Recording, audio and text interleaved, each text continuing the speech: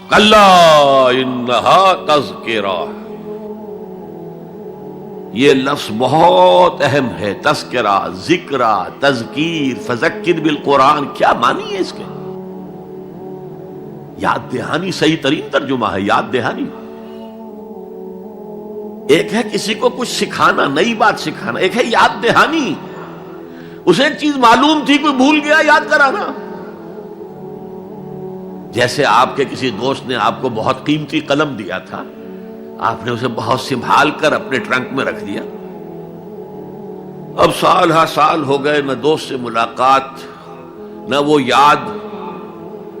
اچانک آپ نے کسی روز ٹرنک کھولا اور وہ قلم آ گیا، تو آپ کو دوست یاد آ جائے گا کہ نہیں؟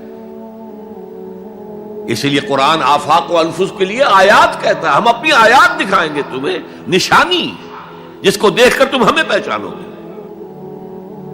اور تذکرہ کا مطلب کیا ہے؟ پوٹینشلی ایمان ہر انسان کے دل میں موجود ہے. یہ جو روح جو ہمارے قلب کی مسکن نکین ہے، اس میں اللہ کی معرفت بھی ہے، اللہ کی محبت بھی ہے. البتہ ذہول کے پردے پڑ گئے ہیں، بھول اور نسیان طاری ہو گیا ہے. ہم دنیا ہی کے اندر گم ہو کر رہ گئے ہیں. ہماری ساری دلچسپیاں دنیا سے ہیں، لہذا ہماری توجہ ہی نہیں ہے. ورنہ ہر انسان کے دل میں یہ جو یہاں ہندوستان میں کہتے ہیں آتما اور پرماتما، آتما اور پرماتما کا تو تعلق بہت گہرا ہے. ابتدا میں بنا دی گئی تھی ارواح، جب ہم سب کے سب تمام انسان آدم سے لے کر اور تا قیامت جو انسان آئے گا دنیا میں، ان سب کی ارواح پیدا کر دی گئی. اور پوچھا گیا الستو بربکم قالوا بلا، یاد ہے؟ لہذا یہ تذکرہ ہے، یہ یاد دہانی ہے، تمہارے اندر موجود ہے. اللہ کی معرفت بھی موجود ہے، اللہ کی محبت بھی موجود ہے. لیکن کلا بل ران علی قلوبہم ما کانوا یعملون، ان کے دلوں پر زنگ آ گیا ہے اب ان کے اعمال کی وجہ سے. شیشہ جو ہے وہ زنگ آلود ہو گیا. حضور نے فرمایا ان هذه القلوب لتصدع كما يصدع الحديد اذا اصابه الماء، ان دلوں پر بھی زنگ آ جاتا ہے جیسے کہ لوہے کے اوپر پانی پڑتا رہے تو اس کو زنگ آ جاتا ہے. پوچھا گیا فما جلاؤها یا رسول اللہ، اے اللہ کے رسول ہماری تلواروں کو زنگ لگتا، ہم پالش کرتے ہیں، سیکل کرتے ہیں، وہ پھر چمک اٹھتے ہیں. تو دل پر اگر زنگ آ جائے تو اس کا علاج کیا ہے؟ دو چیزیں فرمائی، کثرت و ذکر الموت و تلاوت القرآن. دو کام کرو کثرت سے، موت کو یاد رکھو، یہاں رہنا نہیں ہے، جانا ہے. یہ ہمارا گھر نہیں ہے، یہ ہماری منزل نہیں ہے. ہمارا اصل گھر جو حضور نے فرمایا انما الدنیا خلقت لکم وانتم خلقتم للآخرہ، یہ دنیا تمہارے لیے بنائی گئی، تم آخرت کے لیے بنائے گئے ہو. اسی لیے حضور نے فرمایا کن فی الدنیا کانک غریب عابر السبیل،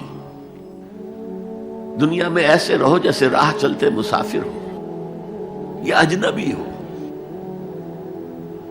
اپنے بارے میں فرمایا مالی ولی دنیا، مجھے تمہاری دنیا سے کیا سروکار، انما مثلی کراکب استظل تحت شجرۃ ثم راح فترکھا، میری مثال اس مسافر کی سی ہے جو ذرا سستانے کے لیے کسی درخت کے سائے میں بیٹھتا ہے تھوڑی دیر. وہ اس کا گھر تو نہیں ہے، اس کی منزل نہیں ہے، پھر وہ اس کو چھوڑتا ہے، اپنا راستہ لیتا ہے. یہ اگر ہمارا تصور قائم ہو جائے، کلا انہا تذکرہ. اب اس کے بعد جو الفاظ آئے فی صحف مکرمۃ مرفوعۃ مطہرۃ بایدی سفرۃ کرام بررہ، یہ جو قرآن ہے، جو تذکرہ ہے، یہ بڑے ہی انتہائی پاکیزہ صحیفوں میں ہے. فی صحف مکرمۃ، بڑے باعزت، مرفوعۃ مطہرۃ، مرفوع بلند اور انتہائی پاک. بے ایدی سفرۃ، یہ کن کے ہاتھوں میں ہے؟ لکھنے والے وہ فرشتے. بے ایدی سفرۃ کرام بررہ، جو نہایت باعزت ہے، بہت وفادار ہیں اللہ کے. یعنی اصل قرآن کہاں ہے؟ لوح محفوظ میں ہے. اصل قرآن کہاں ہے؟ ابھی اگلی جو پڑھیں گے ہم، کتاب مکنون، چھپی ہوئی کتاب کے اندر ہے. اصل قرآن کہاں ہے؟ وَإِنَّهَا لَفِي أُمِّ الْكِتَابِ لَدَيْنَا لَعَلِيٌّ عَظِيمٌ. یہ تو اس ام الکتاب میں جو ہمارے پاس ہے، بہت بلند ہے اور بہت عظمت والا ہے. ستا اٹھ کے کوئی نہیں خوش ہوتا،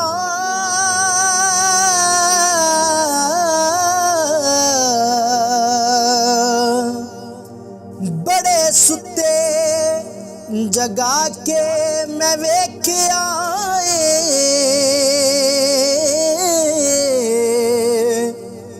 کتے جیا نہیں کوئی وفادار ڈٹھا، تے ٹکر سکا بھی پا کے